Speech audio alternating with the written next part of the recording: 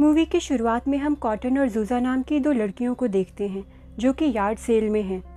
वहाँ उन्हें एक औरत मिलती है जो कि एक अजीब सा आर्टिफैक्ट बेच रही है। वो कहती है कि ये द फ्रेंडशिप गेम है जिसे आप अपने सच्चे दोस्तों के साथ खेलते हैं, और अगर खेल के बाद भी आपकी दोस्ती बरकरार रहती है तो इसका मतलब कि आपने गेम जीत लिया। आपको बस इस पर अपनी उंगलियां रखकर अपने मन की सबसे गहरी इच्छा बतानी होगी। कॉटन उस गेम को खरीद लेती है। अगले सीन में हम काइल नाम के एक लड़के को देखते हैं जो बहुत से लोगों के वेबकैम को हैक करके उन पर नजर रख रहा था। उन्हीं वेबकैम में से एक कैमरा कॉटन के कमरे का भी था जिसमें वो उस फ्रेंडशिप गेम वाले आर्टिफैक्ट को रखा देखता है। उधर कॉटन अपने तीनों दोस्तों जूजा, कोर्टनी और रॉबी के साथ उस गेम को खेलने का फैसला करती है। वो सब अपनी उंगलियां उस आर्टिफैक्ट पर रखकर अपनी इच्छाएं बताना शुरू करते हैं। सबसे पहले कॉटन अपनी इच्छा बताती है। इस बीच काइल उसे अपने कंप्यूटर पर वेबकैम के थ्रू देख रहा है। कॉटन कहती है कि हम चारों बचपन से एक दूसरे के दोस्त हैं, लेकिन ग्रेजुएशन के बाद हम सब अलग हो जाएंगे। हम पर जिंदगी की जिम्मेदारियां आ जाएंगी, पर मैं वो सब नहीं चाहती। मैं बस चाहती हूँ कि हमारी दोस्ती ऐसे ही बनी रहे। तभी हम देखते हैं कि वो आर्टिफैक्ट अजीब तरीके से ग्लो करने लगता है और इसी के साथ हम एक पार्टी का सीन देखते हैं। वहाँ कोर्टनी सिगरेट जलाने के लिए लाइटर ढूंढ रही होती है। तभी उसके पास कॉटन आती है और पूछती है कि क्या तुमने जूजा और रॉबी को देखा है। कोर्टनी उसे ना में जवाब देती है और नशे की पिल्स लेने को कहती है। असल में वो सभी उस पार्टी में काफी नशे में थे। कॉटन पार्टी एरिया में वापस जाकर रॉबी और जूजा को ढूंढने लगती है और अचानक वो उन्हें इंटीमेट होते हुए देख लेती है। कॉटन शॉक रह जाती है और उसे बहुत बुरा लगता है। यहाँ हम अंदाजा लगा सकते हैं कि कॉटन रॉबी को पसंद करती है। कॉटन वहाँ से निकल जाती है और अपनी कार में जाकर रोने लगती है। वो वहाँ पड़ी उन चारों के साथ में खींची फोटो को भी फाड़ देती है। अचानक एक अनजान आवाज उससे सवाल करती है कि क्या तुम्हारी दोस्ती टिक पाई। कॉटन घबरा जाती है और इससे पहले कि वो कुछ समझ पाए, कार की पिछली सीट पर वो खुद का ही अक्स देखती है। अचानक उसका अक्स उसी पर हमला कर देता है और उसे जान से मार देता है। अगले सीन में हम कॉटन का मिसिंग पोस्टर देखते हैं जिसे काइल भी देखता है। वो भी कंफ्यूज्ड और शॉक्ड है। वो घर आकर अपने कंप्यूटर पर कॉटन की पुरानी वीडियोस देखने लगता है। अब हम फिर से वही सीन देखते हैं जिसमें वो चारों दोस्त अपनी इच्छाएं बता रहे थे। अब जूजा की बारी थी। वो अपनी इच्छा के बारे में सोचते हुए कहीं खो जाती है और हम फिर से पार्टी वाले सीन में पहुंचते हैं। वहाँ रॉबी और जूजा ड्रिंक करते हुए बातें करने लगते हैं। जूजा यहाँ कहती है कि ग्रेजुएशन के बाद वो चारों अलग हो जाएंगे, इसीलिए वो ये चाहती है कि उनके अलग होने पर भी उसे कोई फर्क ना पड़े।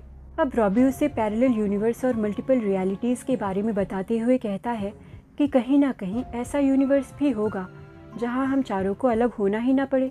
इस मोमेंट पे वो जूजा को किस करने वाला होता है, पर जूजा उसे रोक देती है। अब रॉबी कहता है कि अगर हमने इस यूनिवर्स में किस कर भी लिया तो इससे दूसरी रियलिटी पर कोई फर्क नहीं पड़ेगा। अब यहाँ से वो सीन वापस उस जगह पहुँचता है जहाँ कॉटन ने उन दोनों को साथ में देखा था। कॉटन के जाने के बाद जूजा वॉशरूम में जाती है और उसे वहाँ अजीब से विजन आने लगते हैं जिसमें वो खुद को कॉटन के कमरे में उसी फ्रेंडशिप गेम वाले आर्टिफैक्ट के साथ देखती है। इस विजन से जूजा को चक्कर आने लगते हैं और वो बेहोश होकर ज़मीन पर गिर जाती है। फिर हम देखते हैं कि कोर्टनी और जूजा कॉटन के मिसिंग पोस्टर्स लगा रहे हैं। यहाँ उनकी बातों से पता चलता है कि जूजा के डैड उसे और उसकी मॉम को छोड़कर चले गए थे, जिसकी वजह से वो लंबे समय तक डिप्रेशन में थी। और यही वजह है कि वो नहीं चाहती कि उसके दोस्तों के जाने के बाद उसे ज़रा भी फ़र्क पड़े। जूजा घर आती है तो उसे अपने कंप्यूटर स्क्रीन पर कॉटन की इमेज दिखाई देती है जो उससे पूछती है कि क्या तुम्हारी दोस्ती टिक पाई। इसी के साथ जूजा को अपने पेट में तेज़ दर्द महसूस होता है और ऐसा लगता है जैसे उसका पेट फट गया हो, लेकिन ये सब बस उसका भ्रम था। अब हमें पता चलता है कि जूजा ने अपनी उंगलियां उस आर्टिफैक्ट पर रखकर यही इच्छा जाहिर की थी कि उसे उसके दोस्तों के जाने से कोई फर्क ना पड़े। इससे हम यह अंदाज़ा लगा सकते हैं कि जूजा की वजह से ही वो चारों उस फ्रेंडशिप गेम में हार जाएंगे।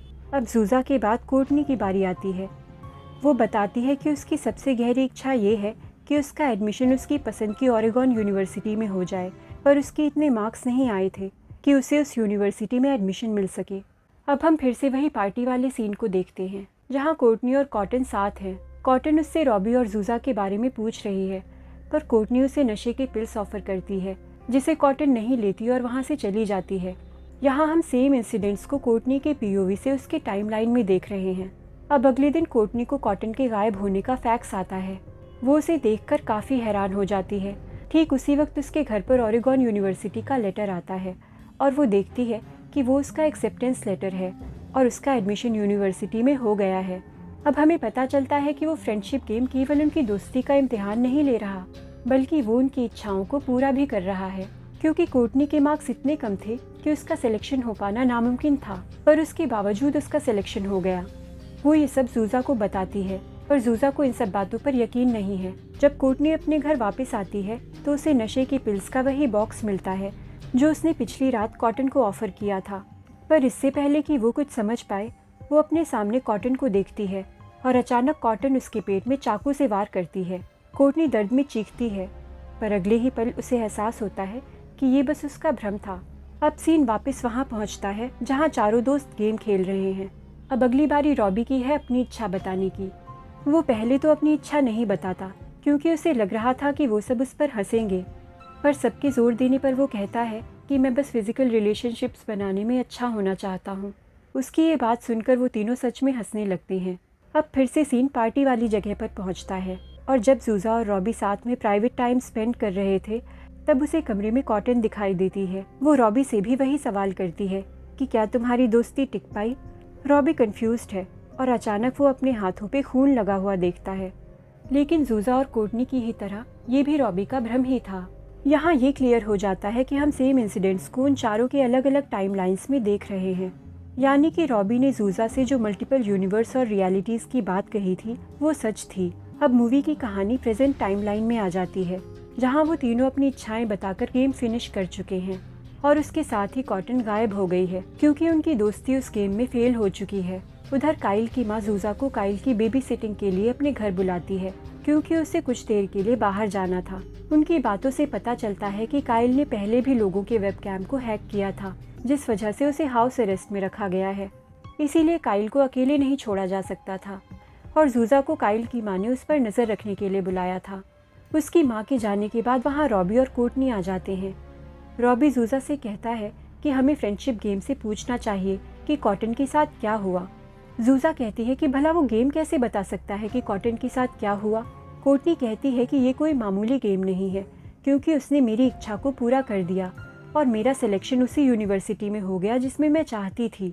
रॉबी भी कहता है कि वो गेम पता नहीं कैसे पर इच्छाओं को पूरा कर रहा है और क्योंकि गेम का पिछला राउंड पूरा हो गया है तो हम अब नई इच्छाओं के साथ फिर से नया गेम खेल सकते हैं और कॉटन का पता लगा सकते हैं। जूजा राजी हो जाती है। अब वो तीनों उस आर्टिफैक्ट पे अपनी उंगलियां रखकर अपनी इच्छा बताते हैं कि उन तीनों को जानना है कि कॉटन के साथ क्या हुआ। फिर उनके फ़ोन पे अचानक से अजीब से कंप्यूटर कोड्स चलने लगते हैं और रॉबी के फ़ोन पे उस गेम वाले दिन का वीडियो चलने लगता है। जूजा शॉक में कहती है कि ज़रूर काइल ने वेबकैम को हैक कर लिया होगा। वो काइल को बहला फुसलाकर अपने साथ टीवी देखने में बिजी कर लेती है। इसी बीच रॉबी उसके कमरे में जाकर उसके कंप्यूटर में छानबीन करने लगता है। रॉबी को उसके कंप्यूटर में कॉटन की एक वीडियो मिलती है जिसे देखकर उसके होश उड़ जाते हैं क्योंकि वो उसमें खुद को कॉटन के साथ इंटीमेट होते हुए देखता है। वो हैरान है क्योंकि उसे कॉटन के साथ ऐसा कुछ करना याद ही नहीं है। इसका मतलब कि वो वीडियो किसी और रियलिटी का है और जैसा कि उसने खुद कहा था कि हम जो भी सोच सकते हैं वो सारी चीज़ें किसी न किसी पैरेलल यूनिवर्स में हो रही हैं।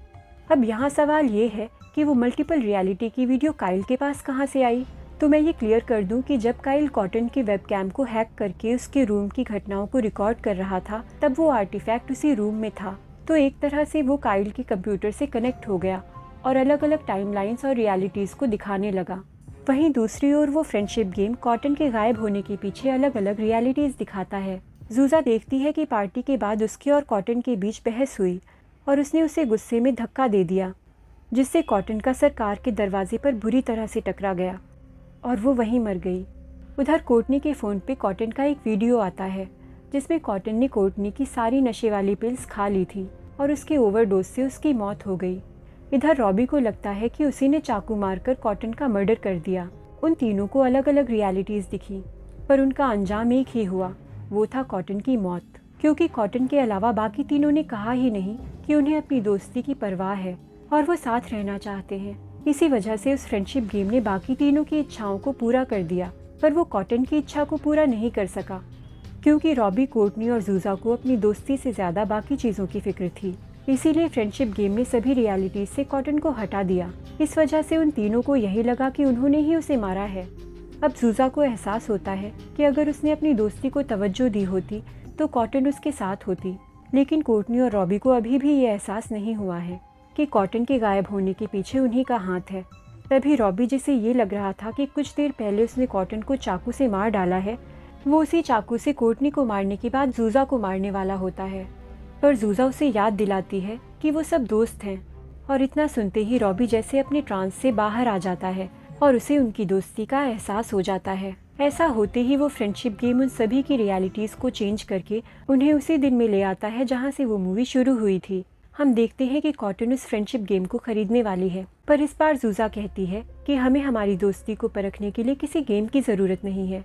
हम उन चारों दोस्तों को हंसी खुशी और मस्ती करते हुए देखते हैं। इसका मतलब कि वो सब ठीक है और उनकी दोस्ती ने उस गेम को जीत लिया। फिर आखिरी सीन में हम 2 उम्रदराज औरतों को देखते हैं जो कॉटन और जूजा की ही तरह उस औरत के पास आकर उस आर्टिफैक्ट को देखती हैं। वो औरत उन्हें फ्रेंडशिप गेम के बारे में वही बताती है जो उसने जूजा और कॉटन को बताया था और उन्हें उसकी कीमत $10 बताती है और मूवी यहीं ख़त्म हो जाती है। यानी कि अगर वो औरतें उस गेम को ख़रीद लेंगी तो उनकी भी दोस्ती की वैसे ही परीक्षा होगी जैसे जूजा, कॉटन और बाकी सबकी हुई थी, और सिलसिला ऐसे ही चलता रहेगा। अगर आपको ये वीडियो पसंद आया हो तो please like, share and subscribe, और मैं मिलूँगी आपसे अगले वीडियो में। Thank you for watching.